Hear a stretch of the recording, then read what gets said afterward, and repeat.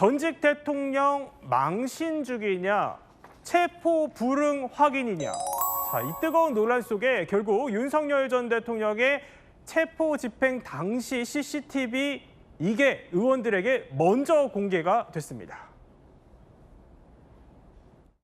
특검 측에서 인권을 침해하거나 무리한 집행을 하지 않았고 적법 절차에 따라서 집행을 했으나 윤석열과 그 변호인들의 막무가내식 거부, 궤변에 따라서 사실상 실패를 했습니다. 출정 과장이 옷을 입고 나와라 라고 하니 계속 내가 거부하는데 어떻게 집행을 하겠냐. 한때 대통령이셨던 분이 이렇게까지 하시냐 라고까지 얘기했는데도 불구하고 계속 거부했습니다. 그러니까 이담희 기자, 국회 법사위 소속 민주당 조국혁신당 의원들이 오늘 윤 전 대통령이 수감 중인 서울구치소를 가서 CCTV를 직접 열람을 한 거예요. 근데 앞서 들어보면은 한때 대통령이셨던 분이 그렇게까지 하느냐 이렇게 구치소 관계자가 말할 정도의 상황이었다는 거예요. 일단은 근데 전제는 방금 앵커가 얘기했던 것처럼 네. CCTV 현장 검증을 하는 것도 민주당과 조국혁신당 주도로 통과됐습니다.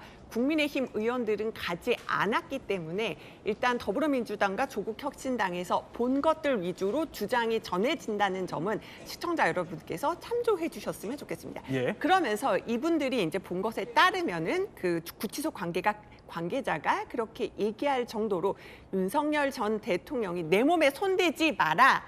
정말 내가 이렇게 거부하는데도 어떻게 집행을 하겠냐 하면서 굉장히 강력하게 반발해서 결국 영장 집행을 할 수 없었다는 겁니다. 또 다른 것은 1차 집행이 1일 날, 지난달 1일, 그리고 2차 집행이 지난달 7일이었는데 네. 모두 속옷 차림으로 윤석열 전 대통령이 강력하게 체포에 응하지 않겠다라고 반발을 했다. 또 구치소 관계자들이나 이런 사람들에게 반말을 했다. 네. 이런 정황들까지도 밝히기도 했습니다. 그러니까 앞서 실패로 끝났던 두 번의 체포영장 집행, 이거를 CCTV를 모두 보고 돌아왔다는 건데, 자, 민주당 간사 김용민 의원은요, 서울구치소 앞에서 기자회견을 열고 당시 상황에 대해서 이렇게 주장했습니다. 먼저 1차 집행 같은 경우에는 윤석열이 속옷 차림으로 누워서 집행을 거부하면서 몸에 손대지 마라 라고 하거나 변호인을 만나겠다 라고 하는 등 반말 위주로 집행을 거부하면서 저항을 했습니다. 8월 7일의 2차 집행의 경우에는 이미 속옷 차림으로 다리에 앉아서 성경책으로 보이는 책을 읽고 있으면서 집행을 거부했습니다. 당시 특검이 브리핑했던 상황보다는 좀 더 구체적으로 설명을 해요. 그러니까 1차 집행 때와 2차 집행 때가 어떻게 달랐는지를 설명하고 있는데요. 1차 네. 집행 때는 일단 속옷 차림이었는데 누워서 집행을 거부했다. 이게 조금 더 구체적으로 알려진 사실입니다. 그리고 2차 집행 때는 저희가 뭐 의자에 계속 앉아 있다가 이동하면서 굉장히 넘어졌다 이런 식으로 알려져 있는데 지금 김용민 의원의 설명에 따르면은 2차 집행 때는 집행을 시도하려고 할 때 이미 속옷 차림으로 자리에 앉아서 성경을 읽고 있으면서 집행을 거부했다. 이런 얘기를 들었고요. 또 추가로 저희가 또 전에 들은 얘기는 최순실 씨 사례도 얘기하면서 최순실과 내 사례는 다르다. 내 몸에 손대지 말라. 이런 얘기도 그 집행을 거부하면서 한 것으로 알려졌습니다. 그렇게 전달이 되고 있고요. 네. 성경으로 보이는 또 책도 읽고 있었다 이렇게 주장을 했는데, 자, 1차 집행 때는 특검이 먼저 당시 상황을 설명을 했었죠. 그리고 2차 집행 때는 윤 전 대통령 측이 먼저 나섰습니다. 그러니까 체포영장 집행 과정에서 윤 전 대통령이 다칠 정도로 물리력을 행사했다면서 당시 변호인은 이렇게 반발했었습니다. 젊은 사람들이 10여 명이 달라붙어서 앉아있는 대통령을 양쪽에서 팔을 끼고 다리를 붙잡고 그 과정에서 완강하게 거부를 하시니까 의자 자체를 들고 그 과정에서 의자가 뒤로 확 빼졌고 바닥에 떨어지는 그런 사태까지 발생을 했습니다. 팔을 너무나 세게 잡아당겨가지고 팔이 빠질 것 같다고 좀 제발 좀 놔달라고 부탁을 해서 다리 꼬고 앉아있던 그 의자를 밖으로 끌어당기는 정도 수준의 물리력 행사만 있었을 뿐 스스로가 갑자기 의자에서 땅바닥으로 내려앉고 주저앉아서 집행을 거부한다라는 입장만 계속 반복적으로 얘기를 했고 집행불능으로 최종 정리가 되니 혼자 스스로 일어나서 변호인 측에 걸어가는 모습까지 영상에 확인이 됐습니다. 아니 변호인은 당시 윤 전 대통령이 땅바닥에 떨어졌었다 이렇게 설명을 했는데 김 의원은 그럼 이게 주장이 거짓이라는 거예요? 완전히 다른 영상을 보고 얘기하는 것처럼 양측의 말이 차이가 나는 부분입니다. 사실 가장 문제가 됐던 부분은 네.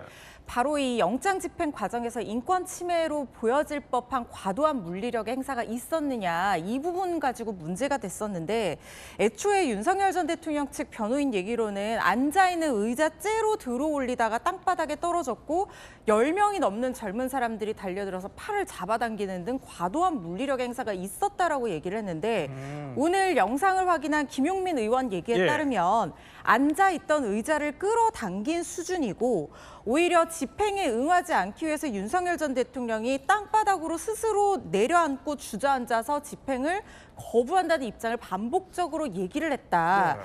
그리고 집행불능으로 최종적으로 처리가 되니까 혼자 일어나서 변호인 측으로 걸어가는 모습이 영상에 담겼다라고 얘기를 했거든요. 사실 만약에 오늘 나온 얘기가 영상의 진실이라면 네. 이 부분은 체포영장의 집행이 일반적으로 수반되는 물리력의 행사라고 볼 여지가 있기 때문에 이 부분은 상당히 첨예한 대립이 있는 부분이다라는 생각이 드는데 어쨌든 지금 저희가 영상을 확인할 수가 없기 때문에 이 부분은 결국에는 수사 과정에서 밝혀지게 될 거라는 생각이 듭니다. 그러니까 서로 말이 아예 그럼 180도 다른 거잖아요. 혹시 이 법사위가 열람한 CCTV를 공개할 수는 없나요? 법사위가 열람한 CCTV를 일반에 공개하는 것은 문제의 소지가 상당히 커 보입니다. 사실 법사위 측에서도 지금 피감 기관이 구치소기 때문에 가서 이제 확인을 하게 되는 그 권한의 행사로서 확인을 하게 된 것으로 보이는데 네. 그렇다고 하더라도 사실상 원칙적으로 피감 기관이 자료 제출을 거부할 수 있는 사유 중에 사생활의 침해 소지가 있다라든가 재판이라든가 수사가 진행 중인 사안에 대해서는 자료 제출을 거부할 수 있다라고 되어 있는데 지금 협조를 한 상황이거든요. 이걸 국민들에게 공개를 한다고 하면 개인정보보호법이라든가 공공기관 정보 공개에 관한 법률 위반이 될 여지가 있기 때문에 네. 국민에게 공개하는 것은 좀 신중할 필요가 있지 않나 싶습니다. 이렇게 CCTV 열람 후에도 논란은 또 계속될 것으로 보입니다. 그런데 앞서 윤 전 대통령 측에서는요. 이렇게 얘기하기도 했습니다. 먼저 CCTV를 공개하자고요. 변호인단은 지난번 집행과 오늘 있었던 불법 집행에 대해서 CCTV와 바디캠에 대한 정보 공개 청구를 해둔 상태입니다.